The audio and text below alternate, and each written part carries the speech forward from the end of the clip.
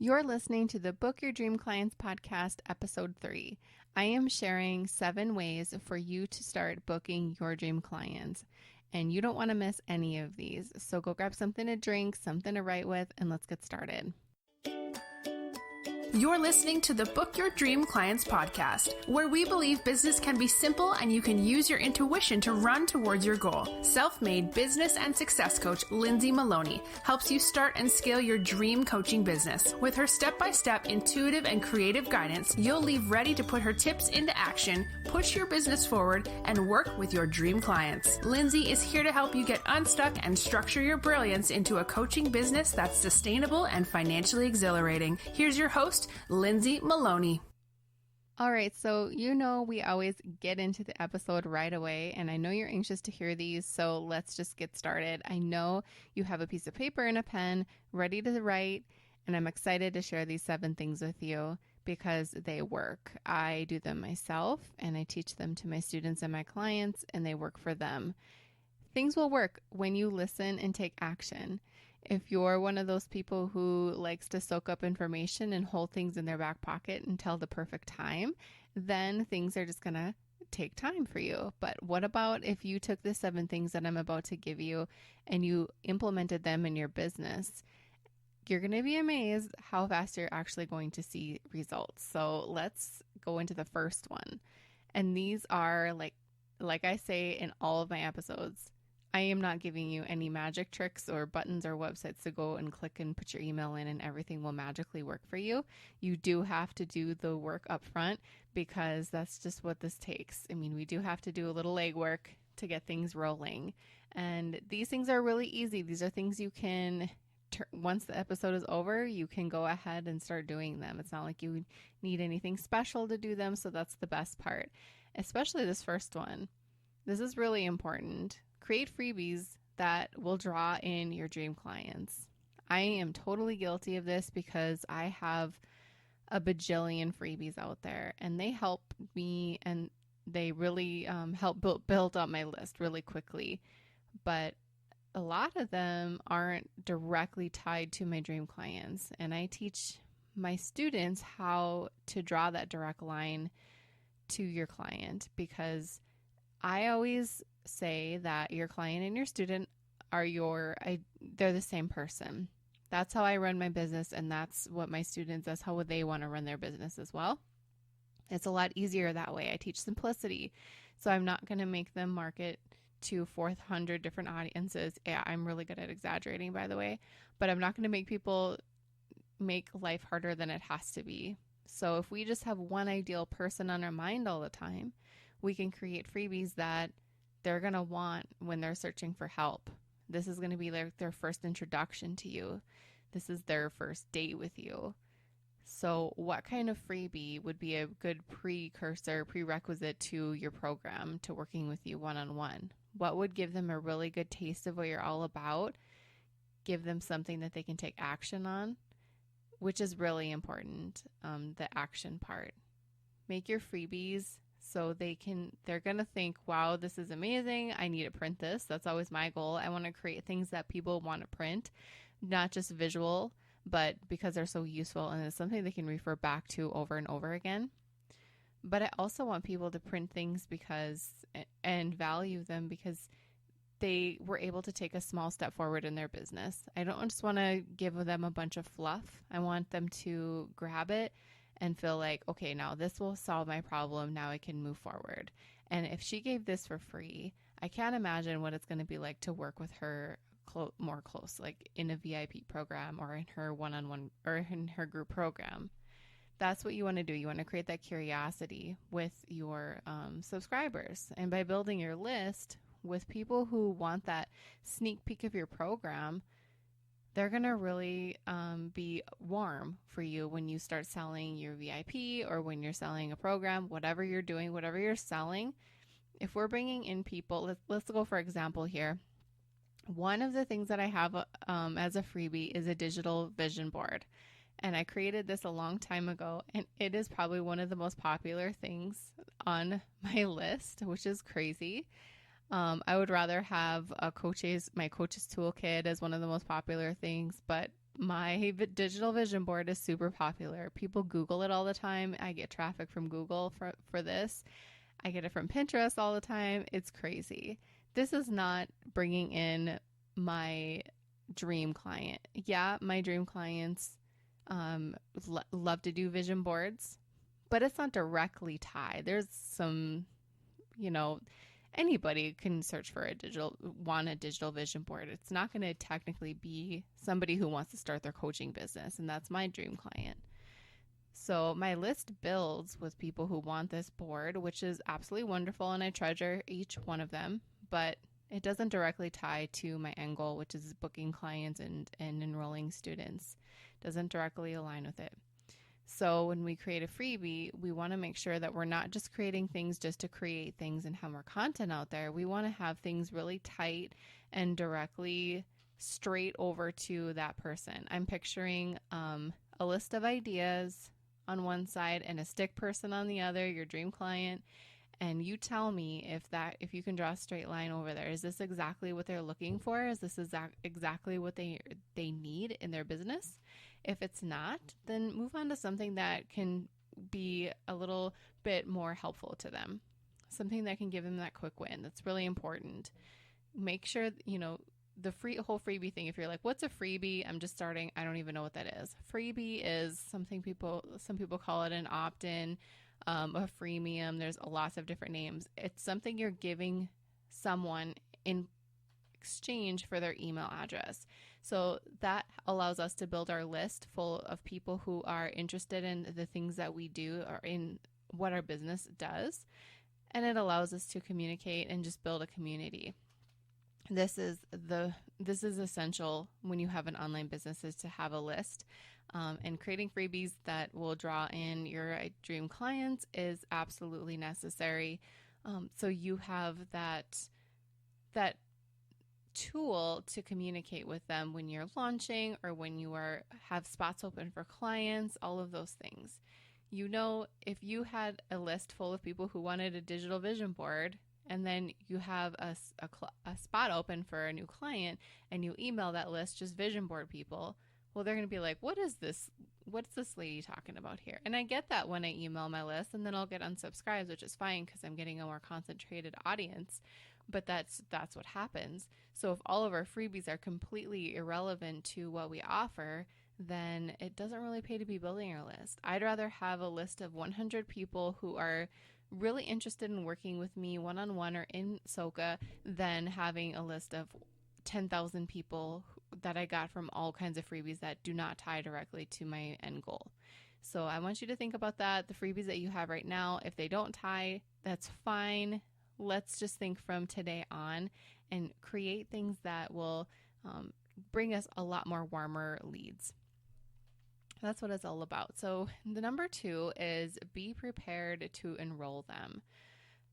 It's a manifestation technique to have everything ready for that client when it comes to the welcome email, when it comes to payment systems, any enrollment things you want to have in place, all the workflow, onboarding system, whatever you want to call it, have that all taken care of.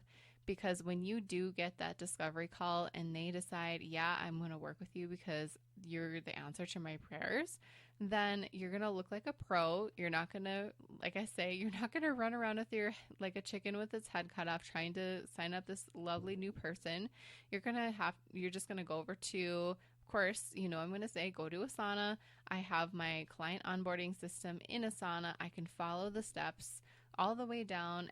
Every single time I book a client, it's all there. I know exactly what I need to do, what to send out, what to get them to sign, all of those little things. No matter how many times you do it, you still might miss a piece. So have that system in place now.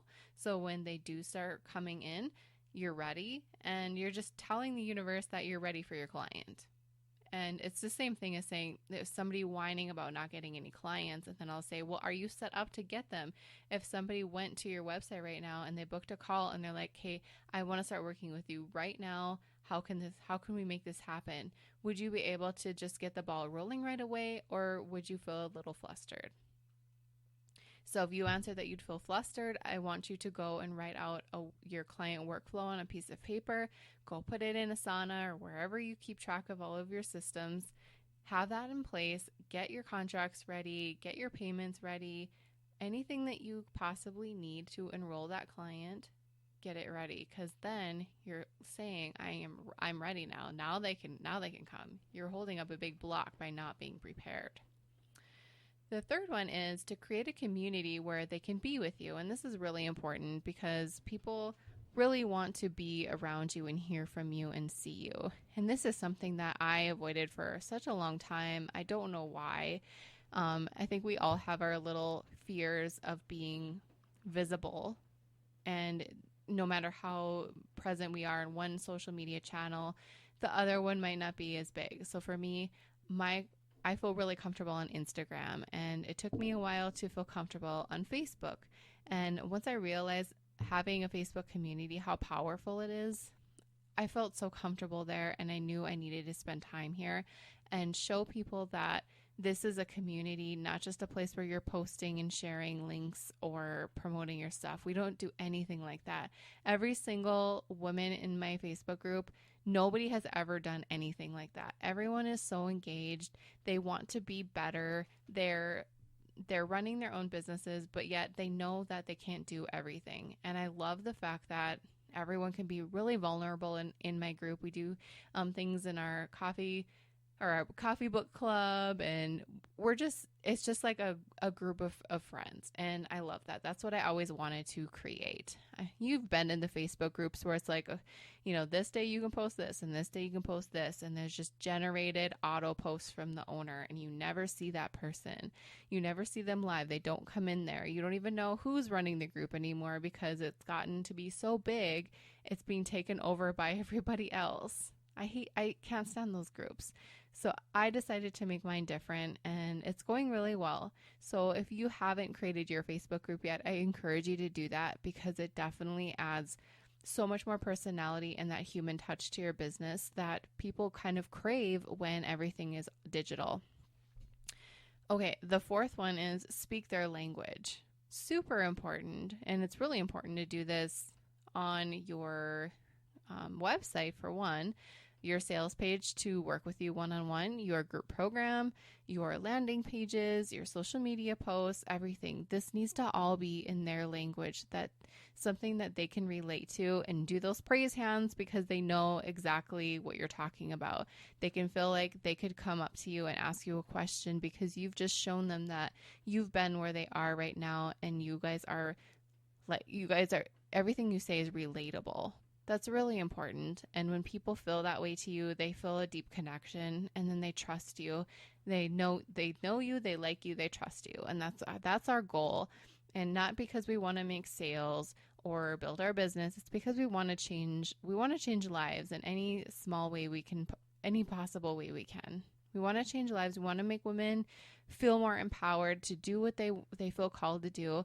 And the best way we can do that is to let them know that we have been there and they're not alone. And the fifth one is give a ton of value all of the time. I have a lot of clients ask me, how do I know when I'm giving out too much free information? How do I know that? And the only answer I can give you is you're never giving too much free information ever. You are never being too generous. You're never doing that. And I don't hold back on anything when people, especially when I'm launching and I'm more present in my Facebook group. I present every single day when I'm launching, and I give my all. And it takes a lot out of a person to give their all. It's just like 5 days of coaching and you're in front of this big group, but it makes me feel so good because I know these women in here are soaking up so much information and feeling so empowered to move forward in their business. I am not stingy when I am working in my Facebook group when I'm launching. I am not stingy when I'm in SOCA and I'm giving them things throughout the duration of the program. I'm not stingy with my clients because I want them to feel like I never held back on 1 ounce of information. I wasn't keeping any secrets from them. And I want them to know that because I am by their side this entire time. I am rooting for them from the get-go. before and after we work together and during. I'm all about them. So I don't hold any information. But the important thing to learn is if you're going into the marketing side of it and strategy, when a lot of people get nervous about when they launch a program or when they're trying to sell something and or they're talking about something in a freebie. What do I hold back on? So the trick is, it's not a trick. The concept of it is you're teaching people what they need to do, why they need to do it, and the how is in the program. The how is always in the program. I can tell you guys you need to have your client workflows set up. You need to be branded appropriately. You need to be speaking their language. You need to have a good mindset, a coach's mindset. You need to have this, and that. And I can tell you all of that stuff. But if you want to know how to do it, that's when it gets to be, okay, now we need to work together so I can show you how. That takes me more time to get into that. I can't teach you everything I know on a live or on a podcast episode or on a post. I can't do that. But if you want to learn how to do all the things it takes to book your dream clients, to create a group program that will become your flagship program for your business, then I'm your girl. Then I can show you how to do that in my program, in my VIP program. That's how that works. The how is always the paid the paid version, right? So but don't ever feel like you should hold something back from them when you're talking about what they need to do and why. We can't ever do enough. Okay, and the sixth one is super important. Always make people feel like they're being taken care of. And this can be something that a lot of people forget about, especially when they're have long relationships. Like my client relationship is always 4 months. And that's a long time. And I want them to feel like they've been taken care of just as much as they did when they first joined, as the last day. I want them to always feel like they can come to me and ask me for any help, if they need any screen tutorials or whatever they can possibly need. I am there, and I want them to feel absolutely taken care of that entire time. Same for my students in SOCA. I am there just as much as I am at the end of the program as I am at the beginning. And I do things in SOCA that make them feel like this is the best program I've ever been in. I keep the vibrations really high in SOCA because I know what a roller coaster it is starting your own coaching business. I get it. And I know that things can go up and things can go down in a matter of minutes or days. So I am there to keep all the vibes as high as possible because we're not perfect. Things can get us flustered and feel like, okay, is this what I'm supposed to be doing? And then you start doubting yourself, and then you feel like you're behind or whatever. There's so many struggles that students go through, and I can't imagine not being present enough and making them feel like they're taken care of when that roller coaster starts to take a little bit of a dip, because it does, and that's just the whole process of it. So it's very important to me that they feel taken care of. I know that they do. I can see that and I hear it, and I know that by reading their testimonials. So I'm glad that they feel the way that I want them to feel. And I want you to think about how you can make your clients and students feel taken care of, whether it's check-ins or one-on-ones that you can implement into your programs, or making them feel like they have more communication with you, which is really important. That is how people feel like they're taken care of. Communication, definitely. And the seventh one is create a VIP program that they can't say no to. I remember every single one of the coaches that I've ever hired, I just lived on their sales page until I actually got to go on the discovery call with them. I always have a coach, you guys. It's super important, no matter when you're starting or where you are in your business, it's always important to have a coach. Every single one. I just love sales pages, maybe too much, but I just think it's so interesting how a good coach can get in your mind and lay it out on a page that you've never seen before until now. And I love, it's like using the words that I can't say myself because I'm feeling flustered in my business. And then when I find this magical sales page, it's like, this is exactly what I'm going through, what I've been thinking, and I know that this person can help me. Take a look at your sales page. Do you have, is it perfect? Are you not perfect, but are you speaking their language perfectly? That's really important. Are you using words that you understand and phrases that you are using now, or are you going back into their mind and using the things that they're looking for, that they're typing in? Because they're searching for things that you already know. And you might be using terminology that they're not even familiar with yet. So think about that. Go read your sales page, and it really helps to read it out loud, because first you want to make sure that it sounds like something you would say. And number two, you might think, I could word this a little bit differently, because by having a Facebook group, I've learned that they have these kinds of struggles. Or by creating different freebies, I know that this one's more popular, so maybe I could kind of gauge my program this way. I could maybe pivot a little bit. As you grow in your business, you're going to make changes like that, and that's awesome and totally okay and necessary. You can't just stay on that one lane and just never be willing to switch a little bit, because your customers and your clients, they're going to change and they're going to grow. Only if you do, though. And it's also really important to make that VIP program, or however you want to call it. When I refer to my VIP program, by the way, this is my one-on-one program, and I just call it my VIP program. So whatever you call your one-on-one coaching, make sure that it is really visible on your site. There's a lot of times I will go to somebody's site and I wonder if they work one-on-one with people, and it's just buried. We got to dig to find it. And make sure it is really visible and known that you work one-on-one with people.